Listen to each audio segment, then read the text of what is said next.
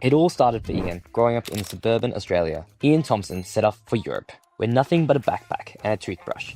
It's the idea that excites you, and then that creates the passion that then drives you to think, okay, how do I do this, By the age of 23, he was already making waves, a creative lead at Framestore Barcelona, head of design at Premiere TV in Germany, and two-time Best Documentary winner at the Mardi Gras Film Festival. His work screened on Netflix. It's finding those things that really interest you and really move you, and then explore and create around those things. Get that 1% better each time. This is what it looks like to live from your imagination, to build a life of creative freedom, to strike a healthy balance between work and well-being, to have a good relationship with your own body, and to choose life fully lived. Well, it's about movements, it's about feeling better, it's about being energized. Exploring creativity in new mediums. I love being creative. It's been essential to my sense of self-worth. Ian Thomson is living proof that your mind can be your most powerful asset. And today, he's here to show you how he did it. You only get better at things by doing things. Welcome to the Midweek Motivation Podcast, where we bring you the stories of legends. I am your host, Cameron Neale, and today let's take you on a journey, so sit back, tune in, and get ready to be motivated. All right, hello, and welcome to the Midweek Motivation Podcast, a show where I have the privilege to interview interesting and inspiring guests from all walks of life. In today's episode, I'd like to introduce you to my friend, Ian Thomson. Ian, like many of my guests on here so far, wear many hats. He's a film and theatre director, media designer, painter, a father, and runs a master program in 3D animation at the University of Technology, Sydney, which I also studied at. Born in rural Australia, Ian took a shot to leave the country and head to Europe with just a backpack and a toothbrush, only returning 20 years later with a completely changed life. Some of his career highlights include working as a creative lead at Framestore Barcelona, becoming head of design at Premiere TV in Hamburg, winning Best Documentary twice at the Mardi Gras Film Festival in Sydney, and having his surfing documentary screened on Netflix. Of course, Ian gives himself time to slow down and switch off from his work. He is a passionate tennis and beach volleyball player and can be seen hitting the gym most days during his lunch break, which is where I met him. Ian, welcome to the show. I'm so excited for you to deep dive into your journey so far and share this conversation with the audience. Yeah, thank you so much, and wonderful to see you again. Good to hang out again. Yeah, definitely. Yeah, I saw you right until I left, basically in the final week. Yeah, it just makes me reflect on how fitness is actually a really nice way to connect with people. Like it was, we never actually trained together. You were never my PT or anything like that, but just hanging around and seeing each other, and it's a really nice way of connecting with people. I guess you have a sense of shared values or something, in the fact that you're doing the same thing. Yeah. Flogging Yeah. your body, trying to make it better. Yeah, definitely. And that's what I love about gyms is that everyone is there more or less for the same reason, and that's to be better than who we were the previous day.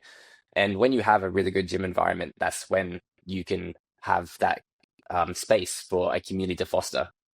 So you have people from different demographics, different background, experience, stage in their journey, but yeah, everyone's all there, and it's quite beautiful to see that form. But fortunately, not every gym has that, and it just kind of depends on the type of gym and the people who are, I guess, working out there. In any sense? I think the thing too about the UTS gym is that not everyone has the same sort of goals. Like we're very different in age, and you are really into getting into the lifting, which is something that I've never done and probably would never do. But I really admired your focus on that and your dedication to it, and I could sort of see how you were improving. And yet my goals were very, very different. And there are a whole lot of people, particularly at that gym, that they've got very different goals, and yet still, you got this sort of sense of community. And you had the opportunity of connecting with people that you felt had similar values. But that's the thing I always admire about people in the gym, the ones that are focused and have a goal and work really hard to achieve those goals, no matter what that goal is. Yeah, definitely. Well, Ian, you wear many hats. What do you find at this current phase in your life? Do you have one role that kind of stands out more than others, or do they still blend in with everything? Yeah, I've always been a bit of a jack of all trades. I've always liked to do a lot of different things. I get bored with things quickly, so I like to be challenged on a number of levels. Interestingly, they've always needed to be, it's needed to be a variety of areas. So obviously, being stimulated creatively or challenged creatively has been very important for me, not only professionally, but also creatively, personally. But also with my health and fitness, I always like to be very engaged with that. That's a big part of my life. I feel like it's really important for my physical and mental health and balance. And then sort of social engagement, I think, is also probably the third part of that. Maintaining, good, healthy, supportive relationships with people. I think that's a real key. But yeah, I like diversity and I like challenge. I like to be doing things. The thing at the moment that's a bit new is or there's a few new things actually. I mean, yes, I have a job at the university running this master's program in 3D animation and visual effects. That is a 5-day a week job.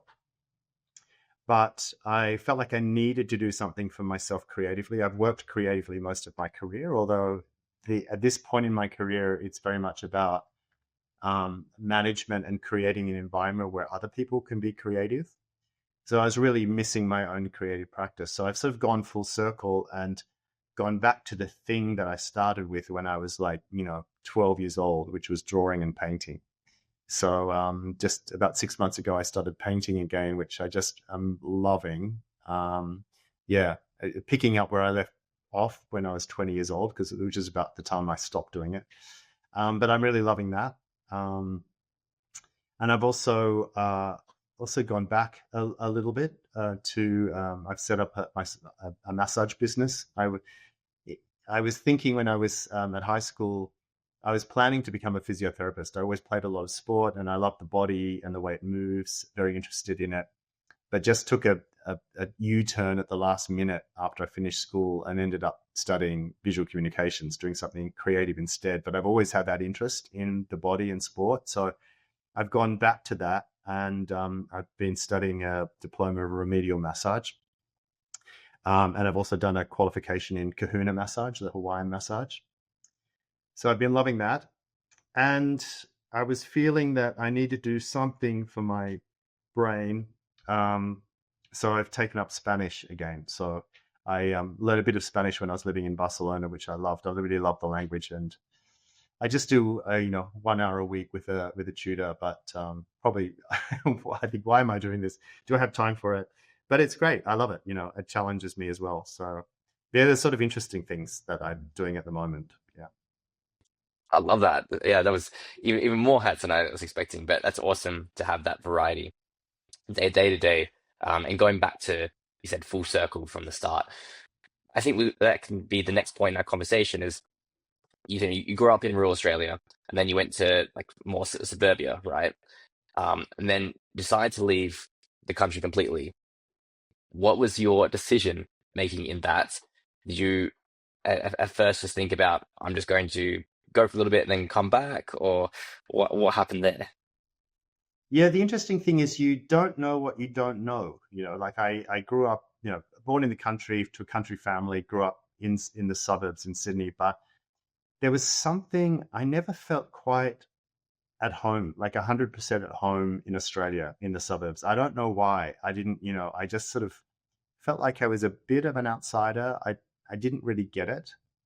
And then I went to Europe the first time when I was 19, when I finished high school with a group of friends from high school. And I just sort of really fell in love with it. I just sort of thought, wow, these cultures and countries and languages and so much history and so much diversity and so much free thinking. I thought, yeah, this is it. This is where I want to be. And I felt much more at home. I think, yeah, this is sort of me. I didn't realize it while I was living in Australia because I never had any point of comparison. But I went to Europe on a trip when I was 19, and I thought, yeah, I want to go back and live there for a few years. So I came back to Australia, saved some money, and then went with a one-way ticket. Stayed for 5 years. Met a German girl, had some kids. We did come back to Australia for a few years, but then ended up back in Europe, and ended up spending 20 years there altogether.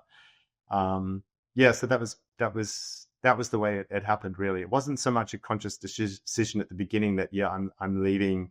I'm leaving for good or a long period of time. Just one thing happened after the other. But I think it was this sense of curiosity, but also seeing the world open up before my very eyes and thinking, yeah, I want to be part of that bigger world. Australia is a great place, but it is small and it's a long way away from the rest of the world. And yeah, I just was, incredibly excited by the richness and depth of the history, the diversity of cultures in Europe. Yeah, and I wanted to experience that for a while. Yeah, I can completely agree that I love home so much, and my plan is to return there and live the rest of my life. But the cultural difference, even though being in UK is similar in a way culturally to Australia, but then having the opportunity to travel back and forth to different countries across Europe, meeting different people here in London who've come from their own path and journey, it's really like just a different experience to have. And it's really awesome to have that. I do recommend people having that opportunity to have some time away from home, not just as a holiday, but spending like, at least 6 months somewhere where you get to really immerse yourself into a different cultural experience. But for you, did you like dive straight into your career, or were you just kind of figuring it out as you go on what's the next best opportunity for you? Yeah, I mean, I guess, was I lucky? I don't know. When I was studying visual communications, I was that guy that was always really interested in that meeting point between creativity and technology. So when they brought out the computer graphics programs, I was right there. Yeah, this is my thing. I love the creative work, but I love how technology can make this easier. So I very quickly I became highly specialized in a particular computer graphics program, which, unbeknownst to me at the time, was just being released around the world. I was lucky enough to work for a very innovative Australian company that had one of the first of these computer graphics systems in the world. I had just come out of university and jumped on it and became an expert in it very quickly because I just loved it. And then I ended up going to Europe, thinking, oh, I want to live in Europe, I'll see where this takes me. And suddenly I was one of like a handful of people around the world that was quite experienced with this program. And so I picked up work very easily, initially in London. And then they offered me an opportunity to set up their creative studio in Barcelona in Spain. So I was 23. Was highly experienced in a specific piece of computer graphics software that was becoming used extensively in television and visual effects. So that really set up my career, really. I mean, having that expertise meant that then I moved to Germany and I was doing some training and education. And then I got a job as a designer at a new German television station, which was working with a very, very famous English graphic designer, Neville Brody was his name. He was a hero of mine when I was at art college. And suddenly I had an opportunity of working directly with him on the brand identity of this new TV station. And things just went from there. And then I sort of specialized in broadcast design, which is design for television. Found myself head of design of the TV station at a certain point. But then felt I wanted to tell deeper stories. That design was great and I loved it, but it was also quite superficial. And I was becoming more and more interested in the deeper stories behind just the veneer. So I moved to Germany, and that was an interesting, being in that culture, I thought I had to learn a lot about history. I had my coming out as a gay man around that time as well. And so I wanted to do something around that. So I wrote a play and then I directed a play and then went on to make a couple of short films. And then when I came back to Australia, I wanted to explore documentary. So I made a feature-length documentary. So it's always been about exploring something new, exploring creativity in new mediums. I get bored with things easily. I think I said that easily earlier. I remember when I I wrote and directed the play in Germany. People sort of said, "Oh, are you going to become a theater director now?" And I said, "Oh, no, like I've done that. I want to do the next thing," which was, I was very keen to make a documentary. So yeah, that's the way things have unfolded. And then when I came back to Australia 12 years ago, I had started to get into education. I felt like it was a really good step at the time. I wanted to give back, enjoy working with young people and creating the opportunity for them to be as creative as possible. And then one thing led to another, and then I found myself here at the University of Technology heading up this master's program, but still have my own creative practice. Now it's simpler. Now it's painting, painting and Yeah. writing. But yeah, love being creative. It's been essential to my sense of self and my sense of self-worth. If I'm not doing something creative, usually I'm pretty down in the dumps. So Yeah. love to be doing creative stuff. Yeah, awesome. Did you find like when you were diving into kind of new areas into your creative passion and career, was some of the skills like you kind of learned through art school, or was it something like, let's say a documentary, for example, you have kind of no idea where to start, and you just managed to find a way to make it happen? Yeah, that's probably been the way. I think it's the idea that excites you, and then that creates the passion that then drives you to think, okay, how do I do this? Like when I made my first documentary, it's like, okay, I mean, I'm not a cameraman. We don't have any budget. Uh, how do you make a documentary? I went to the film school actually at Afters in Sydney. They've got a lot of short courses. I did heaps of short courses. I bought a camera. I did a short course of how to use the camera. I did a short course, The Art of the Interview, how to interview people.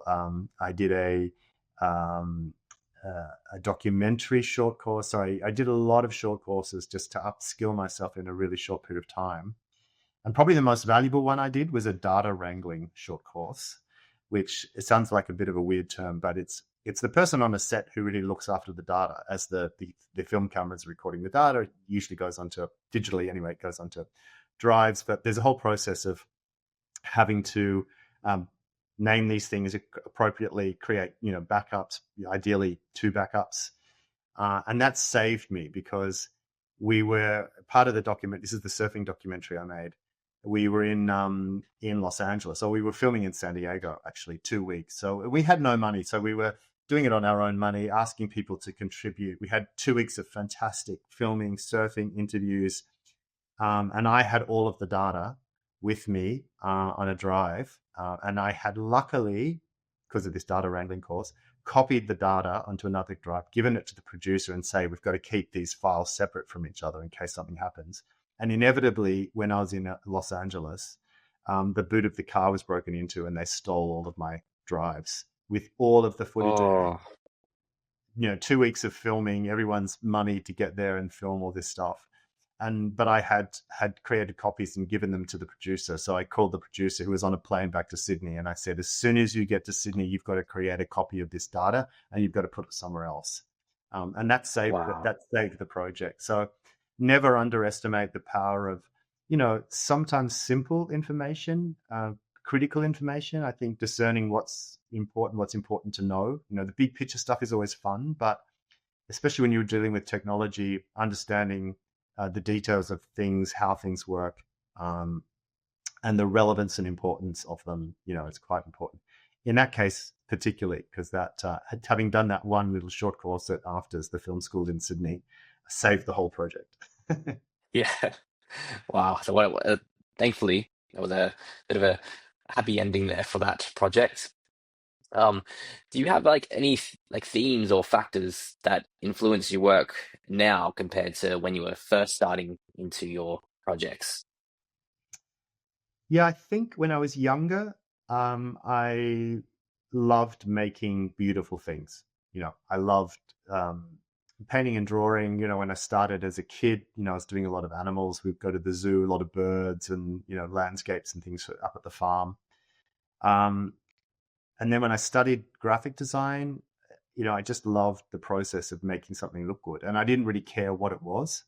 Um, but as I became older, it became more important to me to be doing that with something I felt had some value or gave me some sense of worth or purpose. I probably hit a bit of a low point when I was in Barcelona working as a visual effects designer and on a project for Hubba Bubba Bubblegum.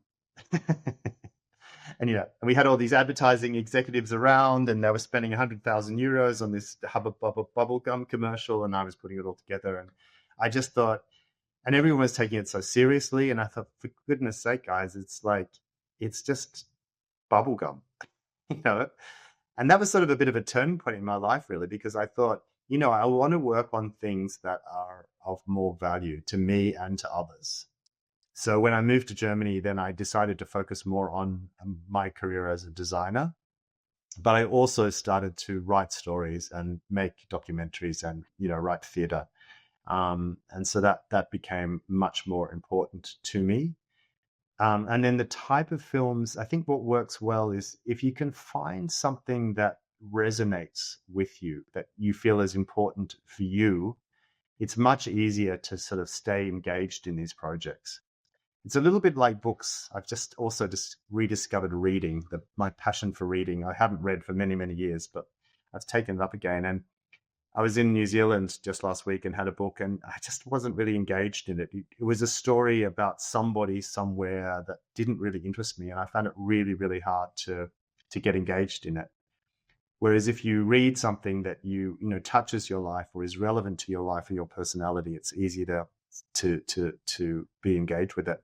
And it was the same with my films, and the plays that I wrote, is that there was some idea that I felt was interesting to explore for myself and also offered something to others that was interesting. Perhaps it was a new way of looking at things. But they're the things that have really sustained my creative practice. It's finding those things that really move you, that really interest you and really move you, and then explore and create around those things. It's pretty rewarding. Yeah, it's pretty rewarding. Yeah, for sure. For a lot of people, they struggle with finding that creative outlet, especially as they move into adulthood. And say someone like me, I was never your typical artsy person during school, terrible at drawing, painting, whatever. But do you have any advice for someone who isn't as naturally, say, talented or gifted from an early age with their creative outlet or art? But they need to find that little thing in life where it gives them that purpose. What advice would you give to someone like that? Yeah, I think it becomes a little bit of a barrier when we define creativity through those sort of traditional creative practices. Like people think I can't draw, I can't paint, I'm not a filmmaker, I'm not creative. I don't believe that's true. I think creativity can express itself in a number of ways. I think it's around ideas and innovation and courage, to think new things, to do things in a new way. And there's a couple of things. I think it's also important, just this sort of motto. I know it sounds like a Nike slogan, but just do it. Sometimes you set such a bar for yourself. Oh, I'm not good at this. I can't do this. I don't know. It's like, I think if you're interested in it, just give it a go. Have a go. Do that first thing. Do that shitty little drawing or make that really terrible short film that you're going to be embarrassed about for the rest of your life. But, you only get better at things by doing things. You won't get better at things by waiting until somehow magically you're really good at them. You'll only get good at them by doing them. So I think if you're interested in something, it's just about giving it a go and then sticking with it. You get better through consistency. And I think the key to that is about finding your joy.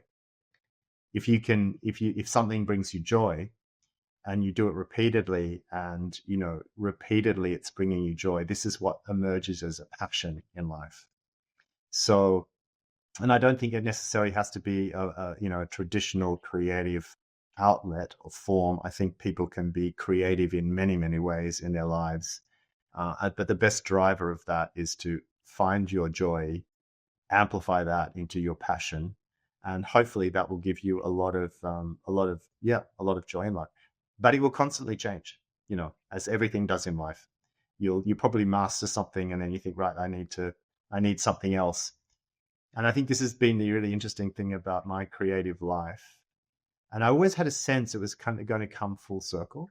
Like I started drawing and painting, and then I got into writing, and then graphic design, and then motion graphics design, and then filmmaking and theater.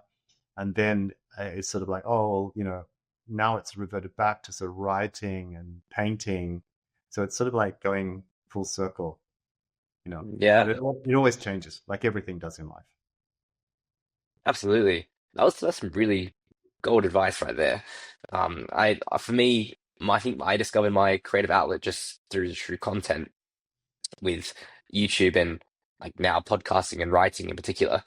Something skills I've never really been good at. I was probably discouraged from doing creative writing during school when you have particular prompts or boundaries and what you need to write about. And I was never really great at that. But then, writing these newsletter pieces or talking to people through podcasting and learning how to shoot video. I never learnt from any particular like education or anything like that. I just decided to just do it and just learn on the way from other resources or talking to other people about it. And it was kind of by accident. That's where my creative passion kind of came out. And then I realized, oh, this is challenging for me. It's hard, and there's definitely some frustration elements, especially with for me video editing. But then at the end of it, I really enjoyed the process, and I'm trying to get that a little bit that 1% better each time, which is why with the podcast, like putting a bit more investment into it because I'm finding a lot of joy out of it, and just be able to talk to other people, share other stories. It's like I want to do more of this. So just trying to find a way to make it work, not necessarily worried about trying to hit charts or competing against all the other thousands of podcasts out there. It's just for fun, really. There is that old saying that they say, don't let perfectionism be the enemy of getting things done. Often if we set the bar too high, we don't make progress. You create bottlenecks or you don't progress. But I would suggest that by you doing podcast after podcast, each time they're getting better and better and better, and you're getting better and better at it. So, but I think I think as humans, we need challenge. We need a sense of challenge. There's I think he's a Czech. Is he a psychologist? Michal Csikszentmihalyi, I think is that his name. He talks about the principle of flow. That you need to find that balance between challenge and ability. If you've got too much challenge and not enough ability, you get very, very stressed because you can't do it. But if you've got too much ability and too little challenge, you get very bored with what you're doing. So finding that perfect meeting point between feeling challenged by a task or a new thing, and matching that with ability is important. And they say if you can find that magical point, then you fall into the sense of flow. Where I know with painting, that's been situations where I've gone off on a tangent and painted and painted, and hours later, got started the painting with a terrible migraine and feeling stressed, and then hours later not having noticed the time has passed and been doing it for 4 or 5 hours. I think that's pretty close to that sense of flow. 100%. Yeah. Let's change gears a little bit. We'd love to talk more about your physical health journey. You mentioned that you've always been fascinated with the body and you almost decided to go to physio and now into a massage business. Tell me more about how that kind of started and like for yourself, and where has that lead to today? You had a trainer for a bit. Let's dive into that. Yeah, I don't really know where it started because I was sort of a long, gangly kid, but I always loved movement. Um, I was not particularly coordinated, so I was not very good at ball sports or team sports. But maybe I was a little introverted as a kid, so I did a lot of running and swimming, a lot of individual sports. Then, did a marathon and did triathlons for a few years and some ocean swimming, which I loved. I loved that sort of the solitude of it, and also it's just about me and focusing on myself and my body. But then my life took me to many different places, different countries, different jobs, different living situations. But I always had this sense of maintaining my physical health was sort of essential to everything functioning. I never questioned it, like I never didn't play sport wherever I lived. Sometimes the sports have changed. I used to do a lot of, a lot of running when I was younger, a lot of swimming. In Germany, I played a lot of indoor volleyball. Joining a sports club was a fantastic way of meeting people in a new city. I've got back into tennis later in life, so I play a lot of tennis now. And then I really, really love beach volleyball. That's been a new thing. So those things have changed. Like I don't do a lot of running these days. I find it pretty hard on the knees and the hips. At 60, that's tough. I've moved into doubles more than singles in tennis. So I think being open to change, to accommodate what's happening to your body is important, but never stop doing it. It's been interesting discovering the gym too. Like I didn't really work out at the gym much at all most of my life. But I had a sense probably when I turned around 50, maybe late 40s, 50, I sort of had a sense of wanting to do something more around strength. My probably passion for a lot of long distance type sports had changed because of it's pretty hard to find that motivation as you get older. Yeah. So I became very interested in doing more strength work. Was very curious to try and change my body a bit. That's why Jordan, who we met at UTS, I engaged him for a year as a personal trainer. I wanted to get in really good shape for my 60th birthday. That was a little bit of a goal, and it was curious to see, okay, can I do something? Can I change my body in some way? Pretty damn hard. It's pretty damn hard to change basic physiognomy, and which was an interesting process in itself because I had this ambition and you'd work really hard and you'd go a bit heavy and then the injuries would kick in, and then you'd be out of action for a while and you'd have to adapt your goals and your vision as well, which was an interesting process. And, the thing is, I was always very, and Jordan probably got sick of me talking about this, but I was very interested in something that was sustainable for me. I said, look, I don't want to have some program where I'm doing super heavy weights. I hate it. I'm not enjoying it. I get super ripped. And then, I drop it all because, I can't stand the boredom of it. And I'm getting so many injuries from doing the heavy weights and stuff like that. I wanted something. I said to him, like, I want something that I will be happily doing when I'm 70 or ideally even when I'm 80, some form of movement and exercise. So it was all about sustainability for me. How can I do something and develop something that I will be able to keep doing in the future?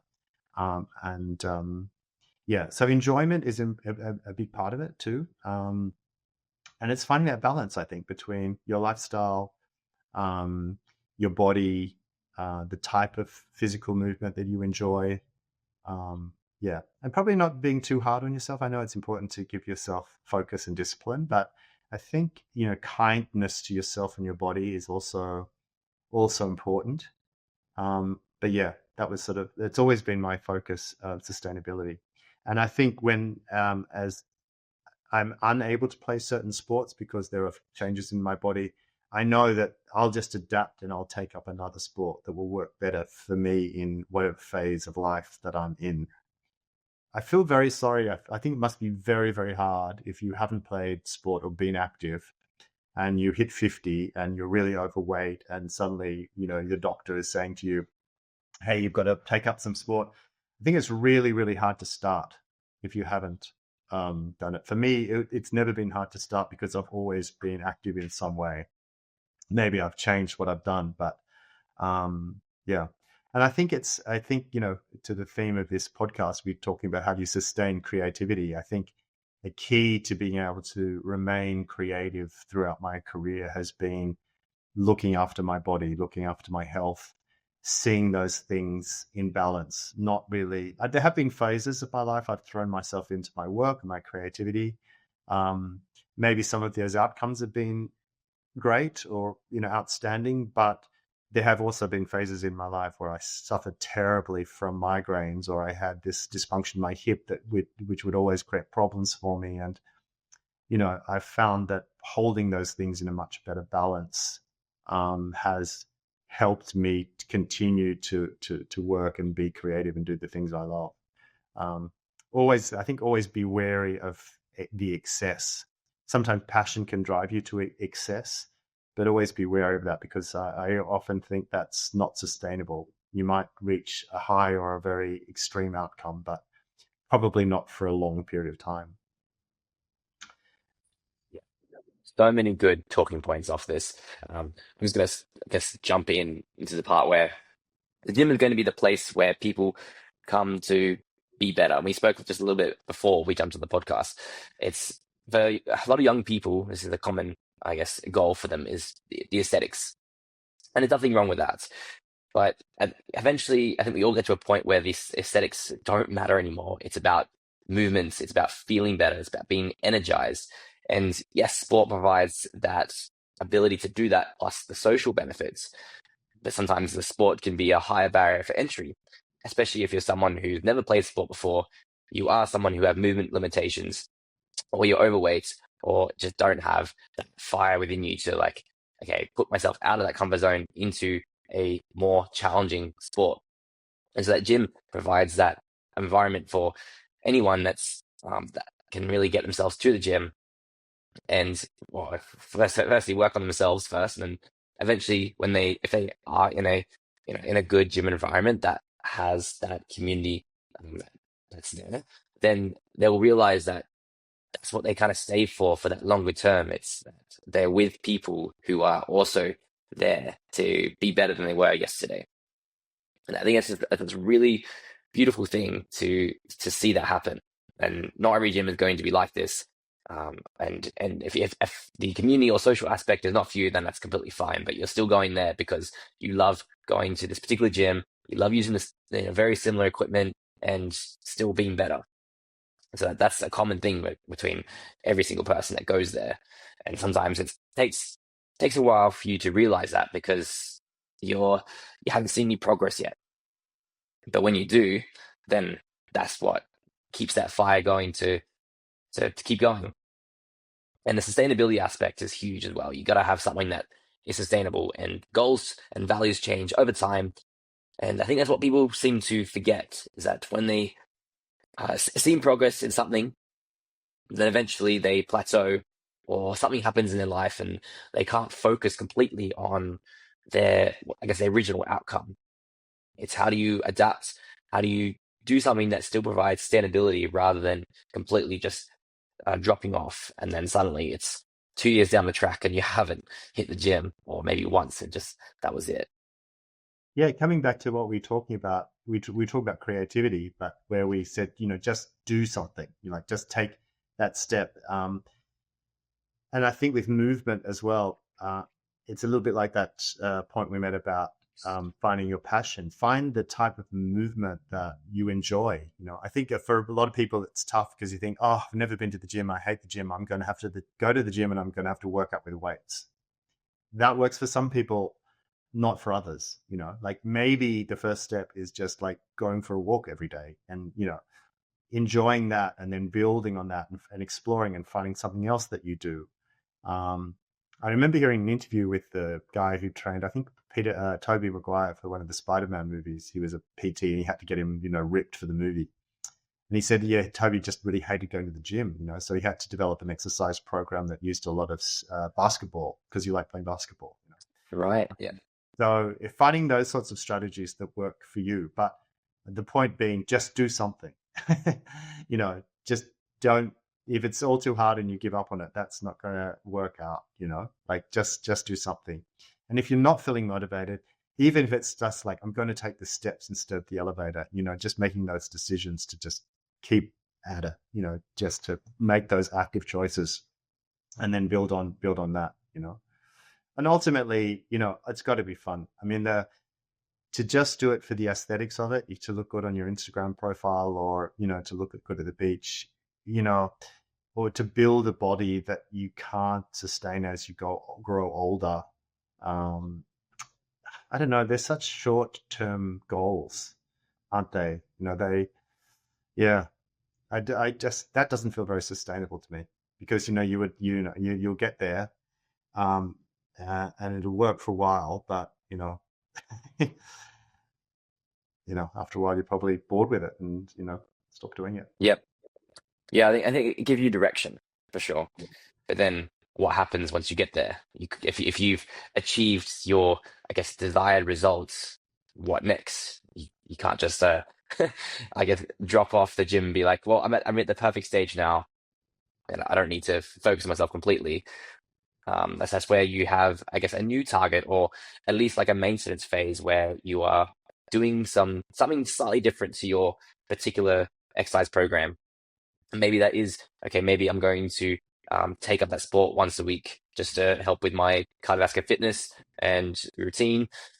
Maybe it is going into that conditioning class, hit class, or whatever it is, or just try hitting maybe muscles in a different way that you've never done before.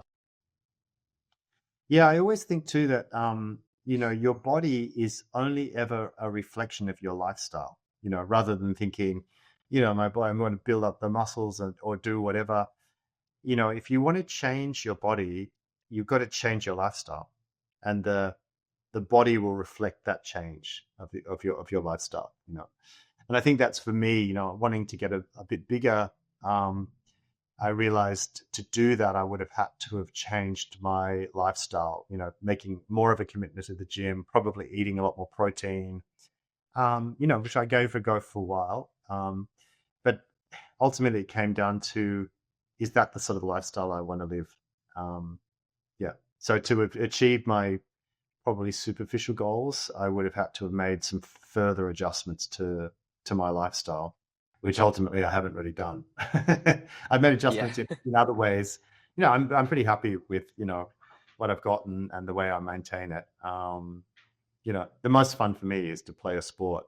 I mean, I do enjoy going to the gym and working out, but the most fun I have is if I can be on the tennis court or on the beach volleyball court, playing a sport. That's just so much fun. I lose myself in that, can lose a sense of time. Yeah. Sometimes push too hard and then get injured. But that brings a lot of joy to my life. When I can't play it, when I can't do that stuff, if the weather's bad or if I've been injured, I'm generally a pretty optimistic, positive person, but I do notice myself getting, cabin fever and getting a bit grumpy if I can't, play sport regularly. It really affects my mood Yeah. in a negative way. Definitely, the mental health aspect is just a whole other can of worms that's related to that. But moving on, so you work 9 to 5, but then you started this massage business. Is that something that I guess you do on the weekends and then outside work? How do you manage to fit that all in with everything? Yeah, so it's a bit of a hobby, I guess, at the moment. But I'm sort of exploring it as a stepping stone to the next phase of my life. Um, Thinking about whether it might be something that I do more of in the future. I'm looking at wanting to have a bit of a quieter life, take the foot off the pedal a bit. So that's what I'm keen to explore with it. At the moment, yeah, I only can massage clients weeknights or on the weekends, but I'm enjoying that. I have sort of 4 or 5 a week. That's fine for me. Um, yeah, I mean, if there are moments where I sort of, if I had a bit more time, I sort of think I would love to go and study physiotherapy or dive into it a bit deeper. At my age now, I'm just doing the diploma of remedial massage, so I have limited experience with it. And there are people 30 years younger than have 10 years experience with it. But that I try not that shouldn't stop me from doing my thing. One step at a time, as we were saying.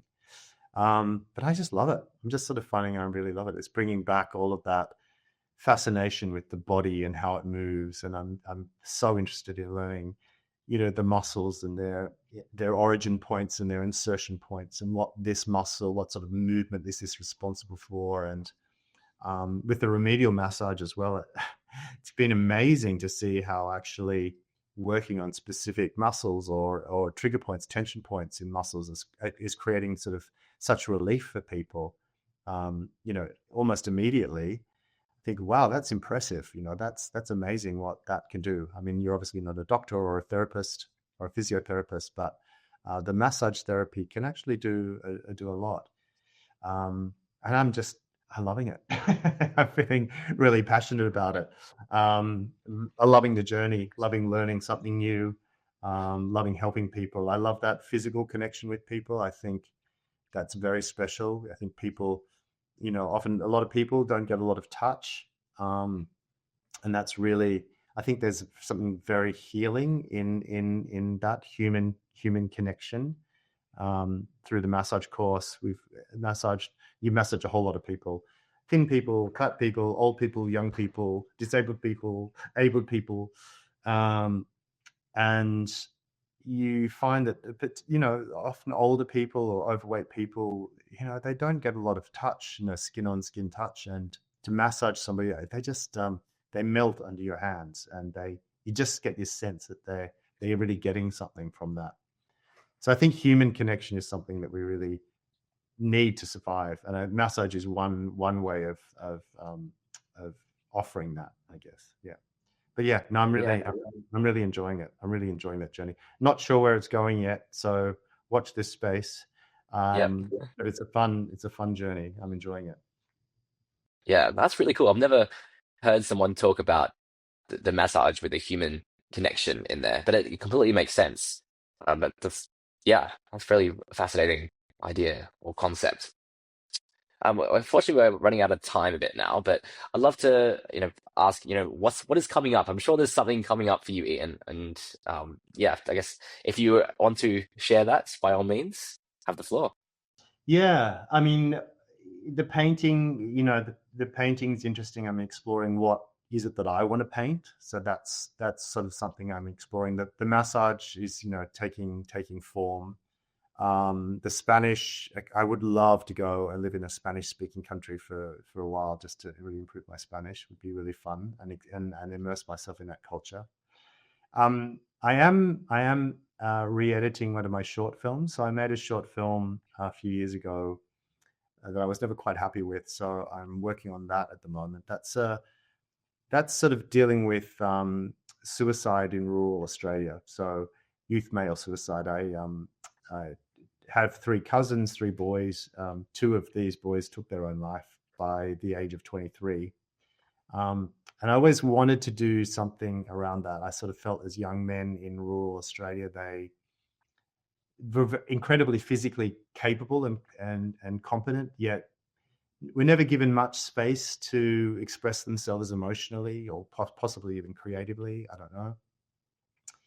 But so I created a short film based on that idea. It's a sort of a fictional piece, so it's not autobiographical, but it's a piece that I'm working on at the moment. So hopefully that'll be finished in a few months' time. That's something to keep your eye out for. We have a website already. It's called The Invisible Edge. It had the previous version of that film there, but I'm re-editing that. So that's the big creative project I'm working on at the moment. So yeah, keep your eyes out for that. And then Yeah, maybe for sure. there's a book further down the track. I'd love to sort of put together. I've done some writing. I've got some short stories, but I'd love to put together this sort of anthology of short stories. Yeah, that explores what it is to be a man in Australia, growing up with a family, coming out as gay, all that stuff. Yeah, that's a bit further down the track though. Yeah, yeah. Well, yeah, I'll definitely keep my eyes out for that. Where can people find you, Ian? So, like, obviously, you had the website for your re-editing the film, but for your general work or for contact info, where can people find you? Yeah, so most of my filmmaking work's under ianwthompson.com. So I'm Thompson without a P, and I use W William for my middle initial because there are a few Ian Thompsons around the world. But if anyone wants to reach out, probably LinkedIn might be the best thing. You can find me am I Ian Thompson? I might be Ian W. Thompson on LinkedIn as well. that's probably the best way. You can check out my website, or I'm also on socials. Mana Massage, Mana MANA-massage.com is my massage business. On Instagram, Ian Thomson _art, if you want to see what I paint. There's so many. But if you want to reach out, probably LinkedIn is the best way to grab me. Yeah. Fantastic. Well, all the links and resources will be in the show notes below. Ian, thank you so much for being on the podcast. It's been an absolute pleasure. And I've definitely, I'm coming back to Sydney in June, I'm going to come and book a massage because I'm going to need to have that. Awesome. I look forward to it. Yeah, awesome. Thank you so much, everyone, for listening to the Midweek Motivation podcast. You can find this on Spotify, YouTube, and it'll be on the other platforms very shortly. If you enjoyed it, please give this a like or rate them 5 stars if you're on Spotify. It really supports this channel. If you want to, I guess, hear more about the Midweek Motivation style things, go check out the Midweek Motivation newsletter. There'll be a link in the description below. Otherwise, thank you very much again for listening, and we'll see you next time.